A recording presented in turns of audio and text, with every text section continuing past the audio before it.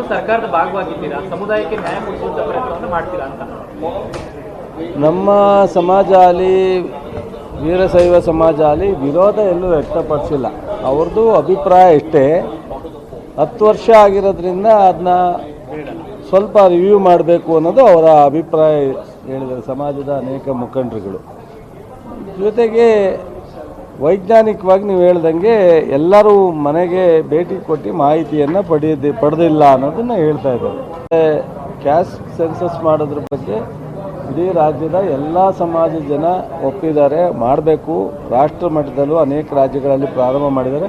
ನಮ್ಮ ಪಕ್ಷದಲ್ಲೂ ಸಹ ಪ್ರಣಾಳಿಕೆಯಲ್ಲಿದೆ, ಮಾಡಬೇಕು ಅನ್ನೋದರಲ್ಲಿ ಯಾವುದೇ ವ್ಯತ್ಯಾಸ ಇಲ್ಲ.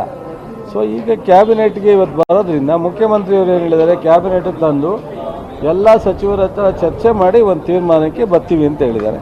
ಅಲ್ಲಿ ಚರ್ಚೆ ಮಾಡಿದ ಮೇಲೆ ಬಹುಶಃ ಸಬ್ ಕಮಿಟಿ ಮಾಡಿ ಒಂದು ಕನ್ಕ್ಲೂಷನ್ ಬರೋದಾ, ಅಥವಾ ಓಪನ್ ಕ್ಯಾಬಿನೆಟಲ್ಲಿ ಚರ್ಚೆ ಮಾಡಿ ಅದನ್ನು ಅಕ್ಸೆಪ್ಟ್ ಮಾಡೋದಾ, ಅಥವಾ ಇಲ್ಲ ಸ್ವಲ್ಪ ಜನ ಅಭಿಪ್ರಾಯಕ್ಕೆ ಸ್ವಲ್ಪ ಅದ್ರ ಬಗ್ಗೆ ಏನಾದರೂ ಅಡಿಷನಾಲಿಟಿ ಅಟೆಂಡ್ ಮಾಡಲಿಕ್ಕೆ ಸಾಧ್ಯನಾ, ಇದನ್ನು ಅಲ್ಲೇ ಡಿಸ್ಕಸ್ ಮಾಡಬೇಕೇವನ. ನಾವು ಇಲ್ಲಿ ಕ್ಯಾಬಿನೆಟಲ್ಲಿ ನಾನು ಹಿಂಗೆ ಹೇಳ್ತೀನಿ ಹಂಗೆ ಹೇಳ್ತೀನಿ ಅಂತ ಇಲ್ಲಿ ಹೇಳೋದಾಗಲಿ, ಅಥವಾ ನಾನು ಹಿಂಗೆ ಒತ್ತಾಯ ಮಾಡ್ತೀನಿ ಅಂತಾಗಲಿ, ಒಬ್ಬ ಕ್ಯಾಬಿನೆಟ್ ಸಚಿವನಾಗಿ ಮುಖ್ಯಮಂತ್ರಿಯವರ ಅಧ್ಯಕ್ಷತೆಯಲ್ಲಿ ನಡೀತಕ್ಕಂಥ ಕ್ಯಾಬಿನೆಟಲ್ಲಿ ಮಂತ್ರಿಗಳು ಕ್ಯಾಬಿನೆಟ್ ಸಬ್ಜೆಕ್ಟನ್ನು ಹೊರಗಡೆ ಮಾತನಾಡ್ತಕ್ಕಂಥದ್ದು ದೊಡ್ಡ ಅಪರಾಧ.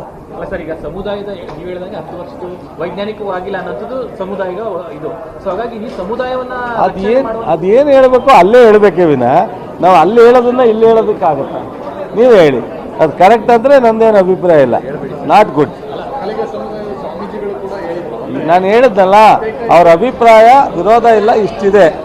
ನಾವೇನು ಅಲ್ಲಿ ಕ್ಯಾಬಿನೆಟಲ್ಲಿ ಚರ್ಚೆ ಆಗುತ್ತೋ ಅಲ್ಲಿ ನಾವು ಅದನ್ನು ಶೇರ್ ಮಾಡ್ಬೋದು. ಯಾವ ಥರ ಖಂಡಿತ ಯಾವ ಸಮುದಾಯ ಭವನಕ್ಕೂ ಯಾವ ಸಮುದಾಯಕ್ಕೂ ಅನ್ಯಾಯ ಆಗಲ್ಲ.